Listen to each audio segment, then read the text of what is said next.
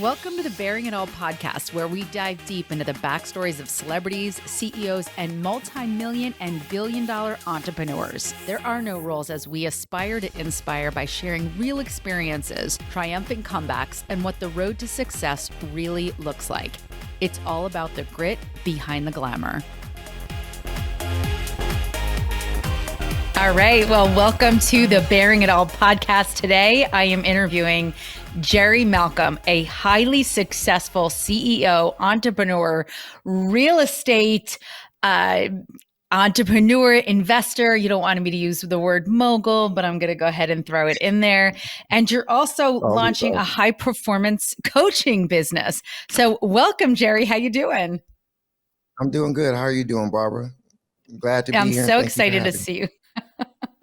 So yes, I want the audience to know that you and I met through an app called Clubhouse, and we've had the great fortune of kind of working together in some of these rooms, debate the news. You've launched this amazing community where we get to really, it's like gladiator style about the news and politics. And you would do an amazing job moderating. And we've also met up in real life at Grant Cardone's real estate summit. So it's just been an amazing opportunity. So welcome, Jerry. Glad to be here. And yeah, that Clubhouse is something special. If it wasn't for Clubhouse, there would be no Grant, there would be no Barbara, there would be no Jerry coming together. So I don't think you knew Grant before Clubhouse, did you? I'd never heard of him. Mm-mm. Oh, wow. Never heard of him. So yeah, it's incredible. And, you know, it's unfortunate that it was due to a pandemic that had so many of us coming together. But now we have all these amazing friends. And like you said, we actually met in real life and dinner, et cetera, et cetera. So I'm excited. Well, definitely. No good deed, or what do they say? No, that's not the quote that I need. No good deed goes unpunished, but that's the wrong one. There's a silver lining to every dark cloud, or whatever that one is. So I think through the pandemic, it's definitely offered us some opportunities. So Jerry, my audience really wants to get to know you because we see you on social media. You're in incredible shape. If anybody is not following you, they need to be following you on Instagram because you jump rope like a champ. You're in incredible shape, but you're also flying all across the country with billionaires and real estate moguls as well. And we want your backstory. I want, tell me a little bit about Jerry Malcolm. Well, first thing I'm gonna say is God is good. And so yeah, I've had an opportunity to meet some incredible people like yourself also. And so I was born in DC. My mother's from Belize, my daddy's from Jamaica. And I was raised by my mother. My dad, you know, he just decided to part ways with my mother while we were, you know, little bitty kids. So she shipped us from DC to Belize, and we lived out there for a little bit.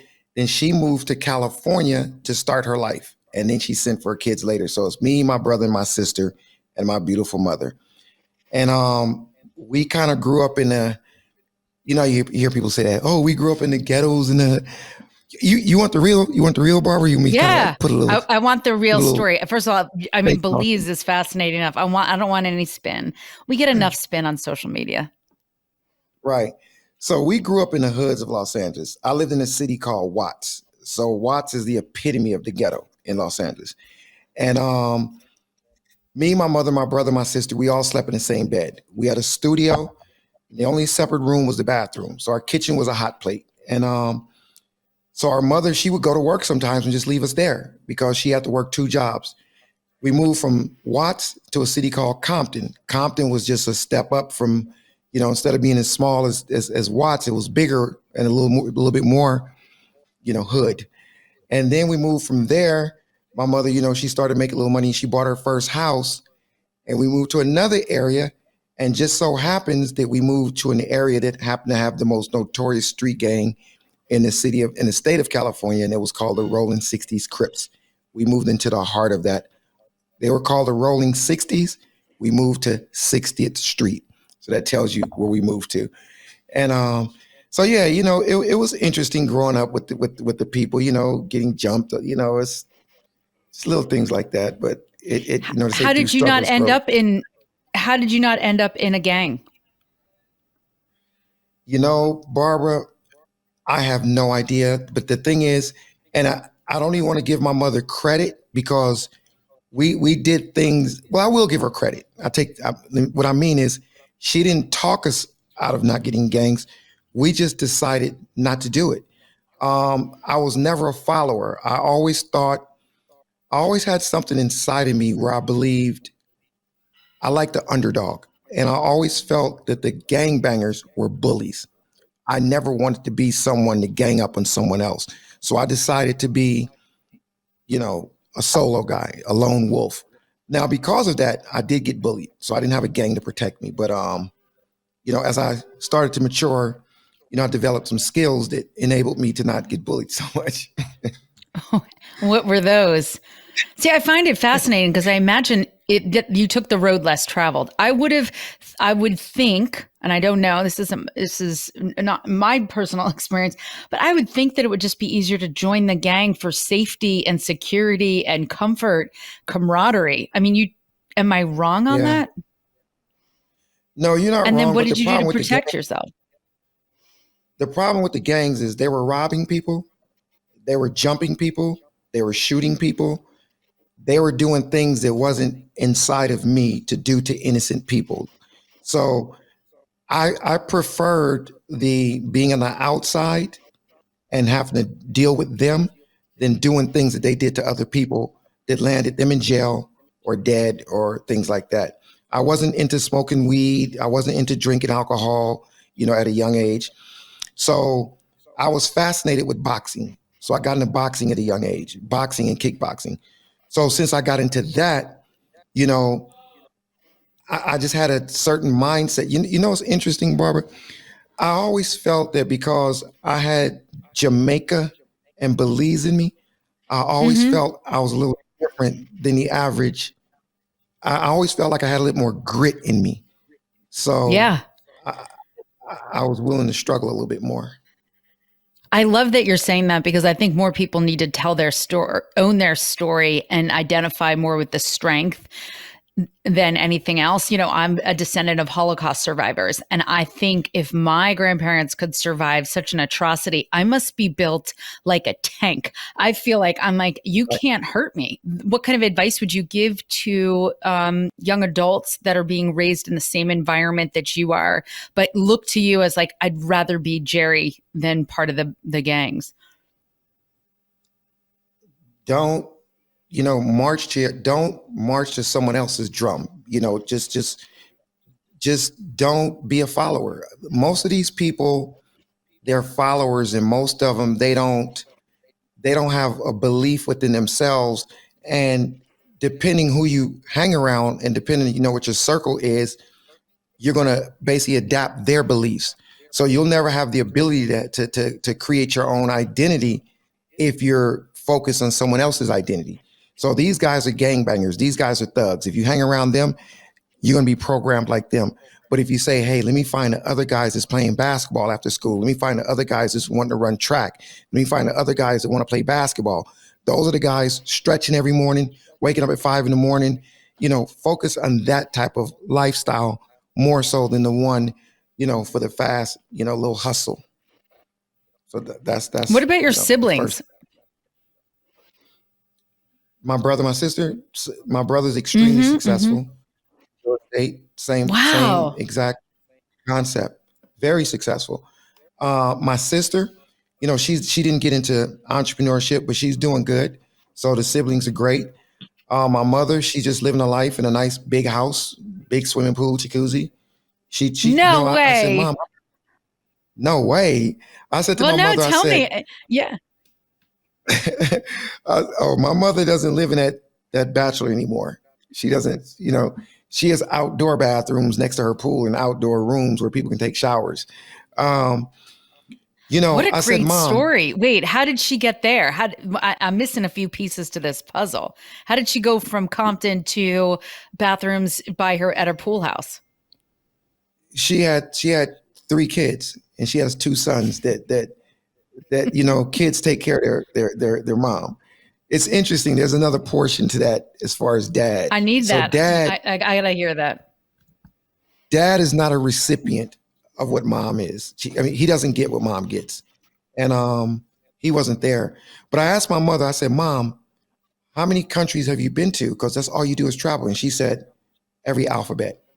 That was her answer. I said, okay, every alphabet. So that tells you my mother just lives it. Yeah, she's living a cool life. Cool Does life. she, do you get back to Belize? Does she get back to Belize? Do you Yes, consider she gets yourself back. Belizean?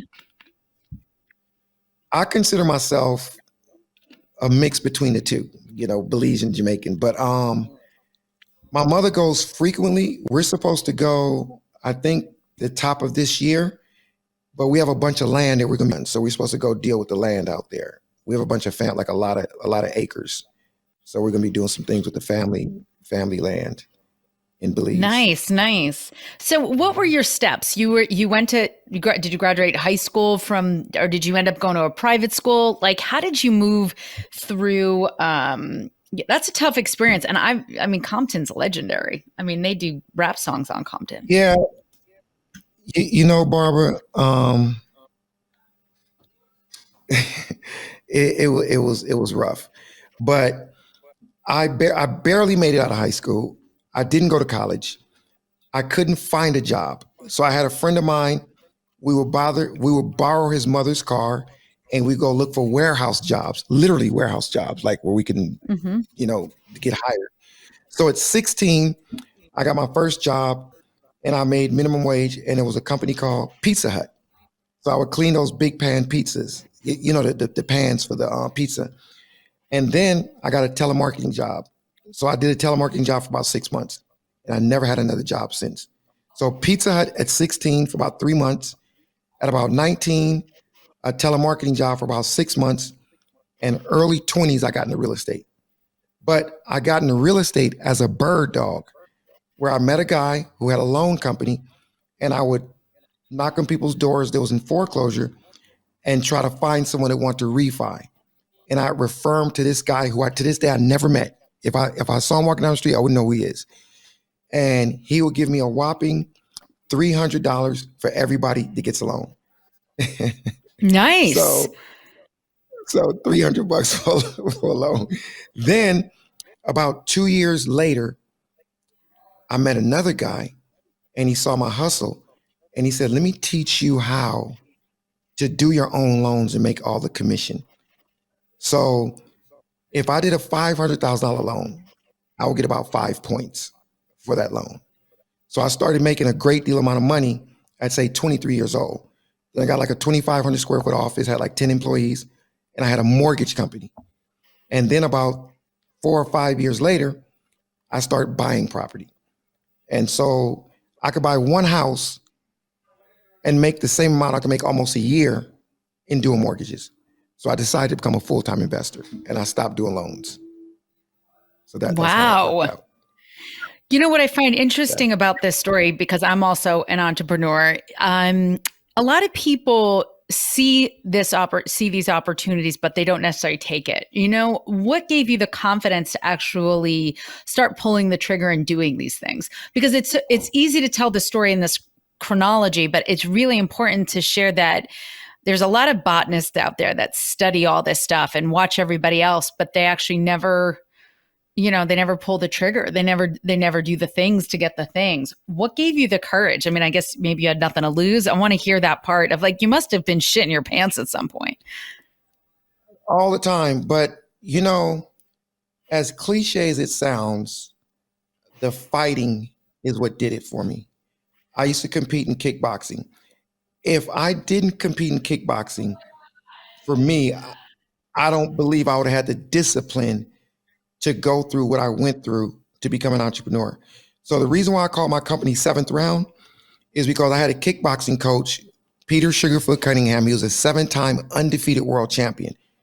And he said to me, Jerry, you're coming out there, you got some good ability, you're quick, but you're not going to be able to finish all your opponents in the first couple rounds. So in a 12-round boxing match, the championship rounds start after the 6th round. So he programmed me to think about delayed gratification, and he programmed me to train for the championship rounds. So that's why I came with 7th round, because that's when the championship rounds start. So, Barbara, when I got into real estate, it was rough. So you're right. The only thing that helped me is that I said, true story, if I practice real estate and if I train real estate and look at it as it's a sport, that's why I always say real estate to me is an outdoor sport. Everybody out there trying to get deals is somebody I'm fighting against. They're my competitors. So I want to get into that match prepared. So I'm going to prepare for it the same way I prepared for a tournament. Once I did that, you know, how does that quote go, Barbara? When you change the way you look at things, the things you look at change. So I changed the way I look at real estate. Once I did that, everything changed. So I feel it's impossible to lose if I get good training and if I practice. It's impossible for me to lose. Damn, that is Does that so make sense? good. You know, I'm gonna have to, we're gonna use that in a quote box. That is so good. And I think what I'm hearing from you, it's about playing the long game. And it's a really strong lesson, especially for anybody who's listening, because we're in such a culture of everything looks get rich quick. Everything looks easy. Everything looks like they talk NFTs and crypto and, everyone, there was that .com boom and everything. But what you're talking about is delayed gratification, playing the long game and understanding you have to have that intestinal fortitude to be persistent and not come in guns a-blazing. That's really that's impressive. Tell me more. I need to hear more of this story. The thing is this, Barbara, the reality is when people will take a course, for example. So you say you got this course and it's a 1 month course. So they'll study every day for that course and they feel that they're ready to go, but they haven't been programmed to go. It's like, so it's cute that you're taking that course, but you have all this life. You're 25, you're 35, you're 45, you're 55, all these years of programming inside of you. You're not an entrepreneur. So just taking a class is not going to make you an entrepreneur. So you have to be, I don't know if deprogram is a word, but you have to take some of those, like your guy said, close some of your tabs because the tabs will interfere with our podcast. So if you look at it, a lot of these people got tabs opened in their life, but you want to put this block in now. Now you're an entrepreneur. No, you still got all these other tabs, this program tugging at you to do the things and believe in the other things you've been believing all your life. So I don't care how many classes you take, you're not going to be an entrepreneur. So what I believe, once you learn that skill and you practice that skill and surround yourself with people like the Barbers, the Grants, now your mindset is only going to be thinking about the things that they think about and that you guys talk about collectively. Now you're reprogramming yourself. So that's what I did. I changed my environment and then my thoughts changed and then my behavior followed my thoughts. Oh, it's so true. What you consume isn't just about the food. It's about the people that you surround yourself. Jim Rohn says it best. You're the sum of the 5 people that you surround yourself with. And that's not always easy to do, but I think that's important to hear that even though some people around you may have your best interest, but they don't actually know what's best. They've never really moved the needle in their life. And sometimes you need to kind of just take a little space so you can, get the information you need. And being around Grant for all of us, or being around even some of these influencers and CEOs on Clubhouse, a mind once expanded never goes back to its original form. So you're like, I didn't think about that. And I think that's so important because sometimes we get caught in, we don't realize that it's our environment that really is holding us back. Like when a flower isn't blooming, right? They don't blame the flower. They blame the environment. They look at the soil, they look at the sun, they look at the food, they look at everything else. But as people, we're like, it's the same thing with us. Maybe we need to put ourselves in new oxygen around new people. So how did you do that? And have there been some major influences that have helped shape you? I'm going to tell you the second thing that really changed me. And this is the one that's not really that sexy to people. I got obsessed with human behavior, Barbara. It's just something about psychology and neuroscience that just amazes me. So when I start studying that, fighting is all about a mindset. Like people, I have people who say, yeah, my buddy does MMA or my buddy trains in MMA. And I say, can your buddy fight though? He said, man, I just told you he trains in MMA. I said, no, he trains in MMA. But my coach used to say to me, Jerry, what's going to happen when what's supposed to happen doesn't happen? That's when the mindset kicks Mm-hmm. in. So it doesn't matter how much you train. Do you have that mindset where no matter what, you're going to make it happen? So when I start studying psychology, Barbara, that's when I really totally understood how to control Jerry. And in turn is what made me able to, Barbara, when I came to Clubhouse, make no mistake, I told Grant on his plane 3 weeks ago, I said, Grant, I knew I was going to be here next to you. He said, what do you mean? I said, I just want to let you know this was really planned before I met you. It was planned with you, Barbara. But I really believed it because of the things that I studied. Like I said, that's not the sexy part.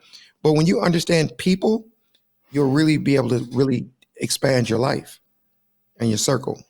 I completely agree with you. And I think there's a couple important things that I think that you're really landing for me right now is that you've got to believe it first. Everything all starts in your head, and your perception ultimately becomes your reality. Like, you're not uncomfortable around highly successful people because you admire them and you aspire, you want to learn, you're curious, you're not intimidated, because you're like, no, that's what that, in order for me to learn that, I have to be around that, and that's what I'm aspiring for. I'm not intimidated by it, but I'm just curious, so I'm just going to go ahead and find my way to be in that kind of space. And that's really powerful energy. And I always say, you can either sabotage yourself or you can support yourself. It's your mindset. Are you snickering or are you getting curious? Those are your options. Like, are you looking at somebody's success being like, oh, must be nice, or you're like, oh my God, must be nice, how did they do it?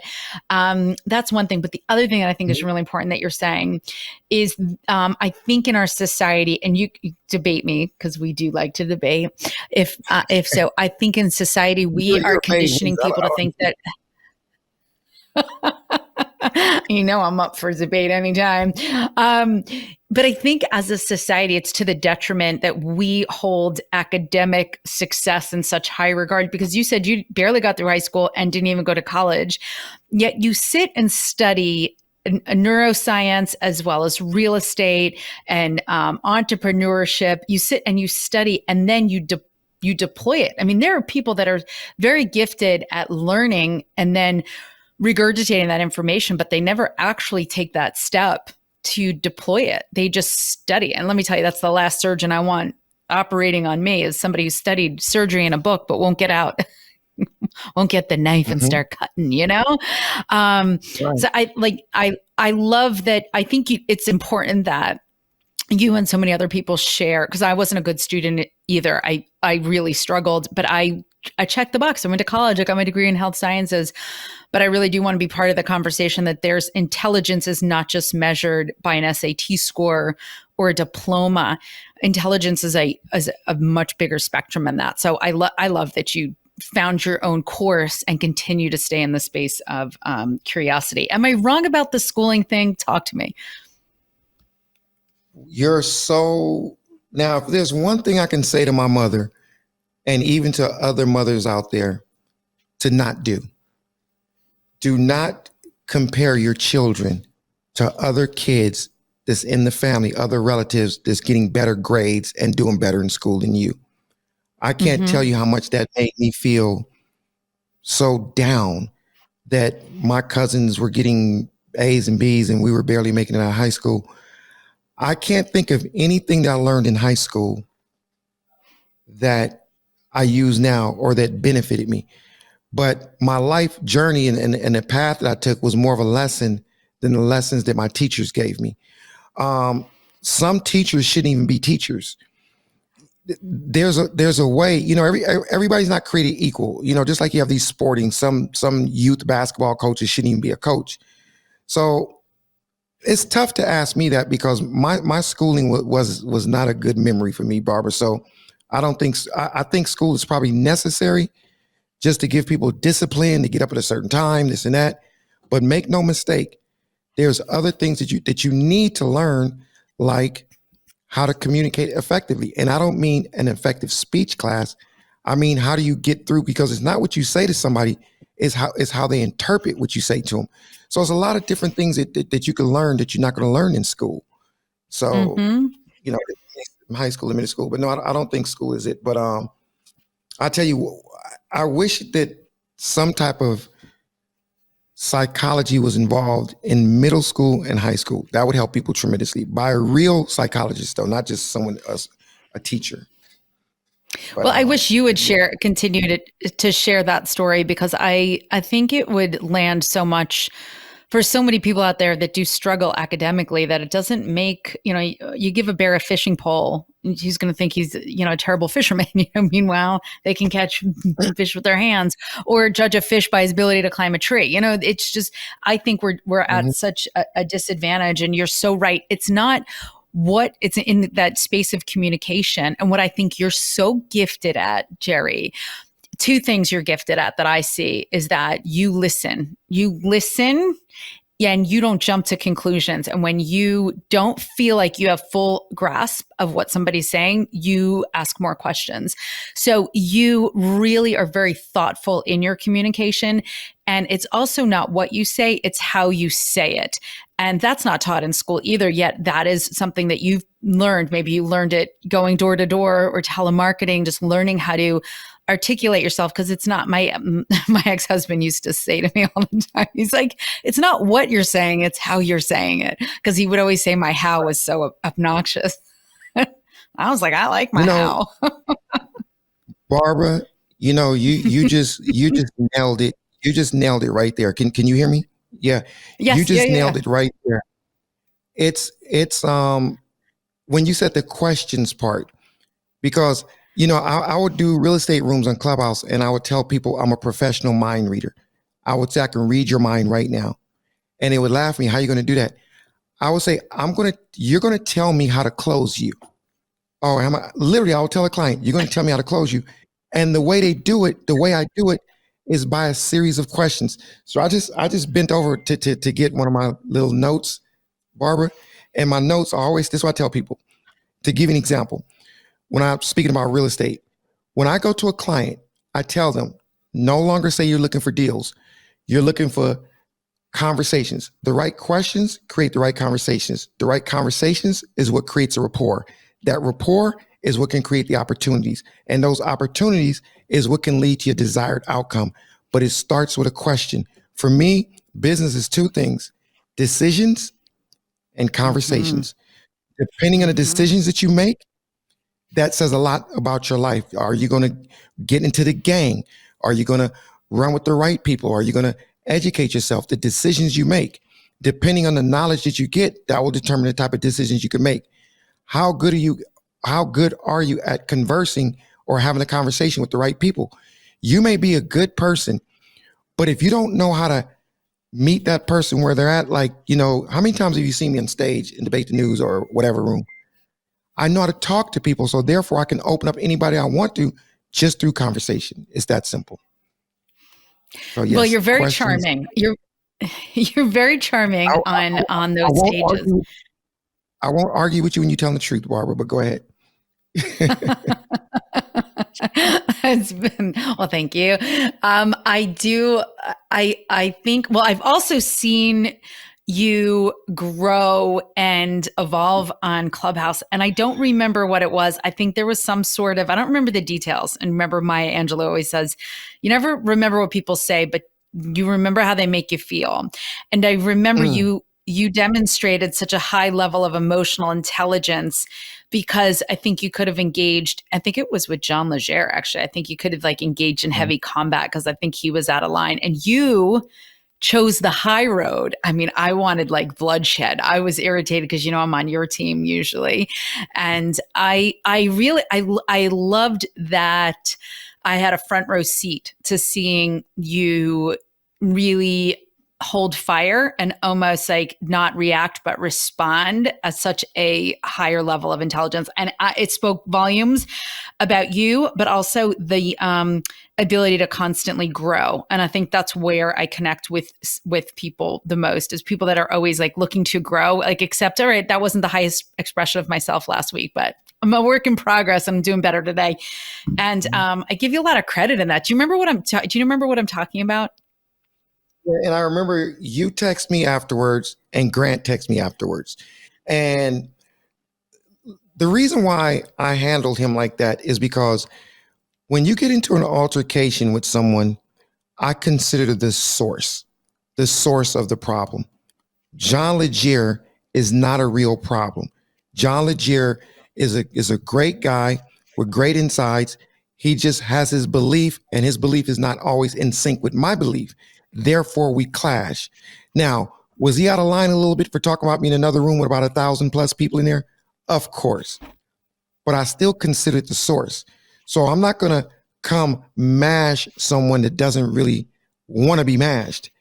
I'm going to point out to him what he did wrong, but I'm going to stand 10 toes down with it and then kind of like, resolve it like that.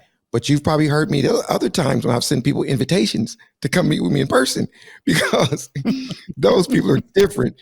But so, Barbara, when I have an altercation with somebody, I consider the source, and there would have been nothing in it for me at the end of the day to try to bring down John Legier verbally on a stage with 1,000 people. That just wouldn't have made any sense to me. Right. And it didn't escalate. And I think it was more a reflection on you. I took a lot away from that day because I can be a hothead and I can definitely not always show up my best self, in any space. And that makes us human. And I do enjoy Clubhouse, our little audio drop-in platform because I like the gladiator style of conversation. I think it's actually lacking in our culture. I think I think what you create and Grant and Jonathan Bing are these spaces to actually legitimately debate the news and get ugly, but we can still show up the next. Still show up the next day. Maybe some days where we're like, I've had Ben Stock call me. He's like, I'm never going on Clubhouse again. I'm like, I'll see you tomorrow. We all do that. We all do that. I do that sometimes.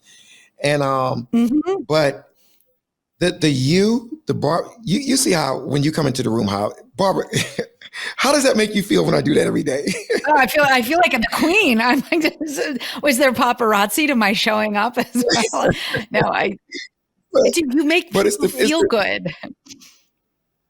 Right. So it's the use, it's the Grant, and I love Brian Benstock. I mean, I can't get him to be quiet, but we would not have we we would not have that room without a Brian Benstock. But Barbara, it's a great place. All these adults, entrepreneurs, busy traveling the world, but we make it our life's mission to come together. We need that. It's such a relief. Before Clubhouse, I would get bored a little bit, and sometimes I go play poker with my friends. I would do certain things. With Clubhouse, I'm actually more productive because I'm not even out as much. I'm home working in the background. So Clubhouse has been heaven sent for me. Yeah, and you know what Yeah, and one of I agree with you, and it does. Well, sometimes it's not productive for me because I'm doing other things. But I will say this: what I think I enjoy so much about is like we can engage in these debates, and we can get very like Tira and all the casts of characters because they're all important. That's why I'm never kicking anyone out. I'm never booting people down. I don't block anyone. I think we are a collection we are like the land of misfit toys. Like we are a really great collection of unique and different, characters. As long as people aren't nefarious and aren't fake, because the fakies, they never come back. They're like cotton candy. They come around and then you never see them again. But I enjoy being able to debate, and then we can come back and have dinner again the next night. Family, you can't always do that. They get very offensive, very emotional, and we just keep showing back up. And I think that is really missing in our society. I always say I'll bring up the example of Ruth Bader Ginsburg and Anthony Scalia. I'm like, we think we need a little more of that to agree that we can go, be disagreeable, but still, I don't know, still be part of the same great nation, You have an advantage though, Barbara. It's a little easier for you because you're a made woman. And anytime somebody, I literally had a conversation with somebody on the phone about you. And it's somebody, and I'm not going to say any name. Well, I just let them know that they can't come at you. Like they're like, oh, I didn't know Barbara was like that. I was like, yeah, Barbara's one of the ones that you can't come at. So just be careful. Barbara's been there from day one. She's a friend of mine. You know how it is. Like some people, I know you can handle yourself. Some people you can Yeah, disrespect, yeah. but I had to let them know that Barbara's off limits. So you're a made woman, so you're protected. You got it easy. Well, you know what it is? Sometimes people come in there and they hit below the belt, and you're like, like, don't. But that's not. We're here to be gladiators, but we're not here to show up to a gladiator fight with a, what's one of those big weapons of mass destruction? I'm AR-57. We're just you brought. AK-47, AR-15. Yeah. Yeah, we're really having a water balloon fight, kids. Like, this is a water balloon fight. We're not here to really cause permanent injury. We are here to smack people around, and like it's more paintball kind of thing. You can't show up But with you know, but you with a know the good thing machete. about that, Barbara? Let me tell you the good thing about the combat on that Mm-hmm. app. It gives us intel about the person. So Yeah. it may be someone that I'm actually talking about doing some possible business with. And I'm going to watch how you interact with someone. There's a few people right now that I was going to do business with, and I won't do business with them because the way I seen them interact with other people when it got heated.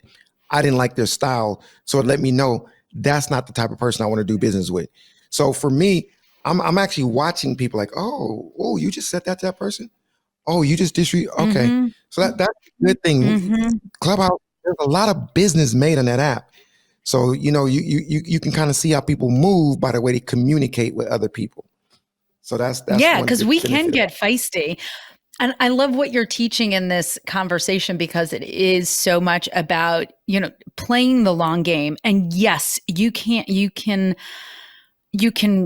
respond, but hold fire sometimes. Like, I just think there's a way. Like, I mean, I don't mind every once in a while completely unhinging, but it won't be at the compromise of my integrity. Like, I would never hit below the belt. Somebody called Jonathan a name last night or the last couple nights in the room, and I can't handle it. First of all, I had to Google it.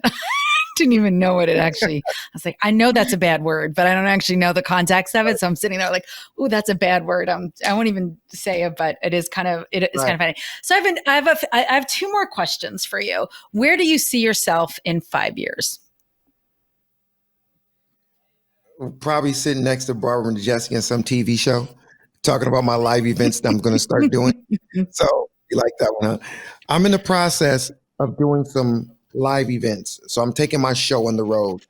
And when I say my show, I mean my growth coaching and my performance training that I want to do for people. I truly believe that I have a calling that has not yet been even answered by me yet. So this year I plan to do two smaller events, or let's not use the word small. Let's use the word boutique events.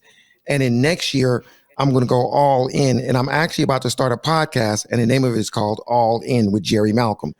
So I truly believe that I have cracked a code that can change people's lives because what's out there right now is a lot of training and a lot of motivational speaking, a lot of motivational coaches. Anybody that really understands people, they understands that motivation is temporary. You can't pick up your iPhone and look at the time and say, let me set a time for motivation at 3 p.m. You can't do that. So when you understand people a little bit more, you can start to craft something, like some type of, like I'm going to be doing events, some type of story, like they say facts tells, but it's your stories that sells. You can make people really understand where they are, why they're there, and how to get away from it. That's where I see myself before 5 years, but in 5 years, with the grace of God, it's going to be bigger and greater. I imagine you're going to help transform so many lives. And I agree with you. I think people keep asking the wrong question. How do I stay motivated and inspired? Those are emotions, and your goals don't give a shit how you feel. So if you wake up and you're not feeling motivated, your goals don't give a fuck. So stop looking at motivation and inspiration and start looking at commitment and consistency. Start looking at the grit, the things that you need to do to get the things that you want. Your feelings aren't facts. They're not going to get you to where you want to be.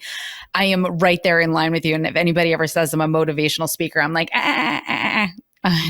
no. I'm sorry, you do speaking events? You I do spoke at speaking events, 10X. right? I spoke at 10X ladies. I'm going on the road with you. Oh, let's do it. Because my new BFF is Elena. So I'm going to join EXP with Elena, and her and I are going to start doing some bigger events I or think we can events together. really cross pollinate audiences that are so like minded. And this is my another takeaway that I feel with Clubhouse. I have been able to have these and build these relationships, including you and Jonathan and so many others that I wouldn't have naturally aligned myself with, because we tend to look for the people that we think we're most like, but we're so Mhm, wrong. I'm finding the people I'm most like, I'm more like you than some of the people that mhm. I'm supposed to be I'm like, I'd rather hang out with Jerry, because we are talking and we are finding these like common like vibrational energies together. So I love that. I'm all in. And I spoke at 10X ladies with Elena and Sharon and all the people. That's amazing. That's amazing. I think I saw you on stage. That's amazing. That's amazing. In regards to people, and we speak about motivation, and we speak about people changing who they are. The way I look at it is like this, and this is what I learned from like studying psychology and neuroscience. It really doesn't matter what you say to someone. It doesn't matter how, oh, they got to do this, they got to wake up at this time, they got to do that. People, okay, imagine like this. Like, let's look at this iPad right here, right? So this is a 2021 iPad. When I got it, it had no programs on it. Okay, it just had the programs that came with it. So I put the programs on it that I needed for me. But imagine if I take the same iPad and I lend it to someone, they're going to put programs on it that's in sync with the things that they want to do. Then they lend it to someone else. They're going to do the same thing, put certain programs and so on, depending who they lend that iPad. Then you get it back.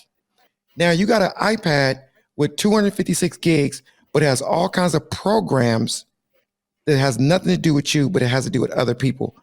That's what happens in our life when we hang around other people. We get programmed based on what they're trying to do in their life. Then we try to come and we're going to get motivated. We get motivated, but you got a problem. You got a 256 gigabyte. That's your mind. 80% of it is filled up with things that you're not even going to use. That 20% is just not going to work. So it's bigger than just, oh, I want to do this, I want to do that. We got to strip you understand what I'm saying? We got to Yeah. completely optimize our hard drive and cleanse it and put new programs in it. Then we can be better. We are speaking the same language. We speak the same language. I call it discarding and making space. Like, you cannot bring in new ways of thinking without first taking inventory of what are some old patterns and old cassettes and old narratives that you need to now discard so that you can make space for new information. So we speak the same language. And information doesn't lead to transformation, action does. You have to actually take conscious action to move out, to delete the apps, to delete the bad programming. I'm like, see, this is what I'm talking about. I'm on the road with you. We're on the road. Okay, here's my last question, and then I'll let you go. And I really enjoyed our conversation today, Jerry. When it's all said and done, how will you be remembered? How would you like to be remembered? As a person that not only inspired people, but gave them a way that they didn't previously see before. That almost like unlocked something that they didn't even think can be unlocked. Something that's already there that they didn't even know was there. So I truly believe that I have the ability to really help people with their belief in their ability, which is self-efficacy, is your belief in your ability. I really believe that. I tell people I'm the modern day Nostradamus, and I truly believe that. And so I think I'll be remembered as the person that really helped people help themselves. And I know you're going to do it. I love your stories. I'm so grateful our paths have crossed. Jerry, if people want to find you, where can they find you? On Instagram, I'm Jerry Malcolm, just Jerry Malcolm on Instagram. And my website is jerrymalcolm.com. That has all my links to it. And on Clubhouse, I'm Jerry Malcolm. And so just Jerry Malcolm on all platforms. What is it? YouTube, which I don't post like I should. So Instagram, Jerry Malcolm, web address, jerrymalcolm.com, Clubhouse, Jerry Malcolm.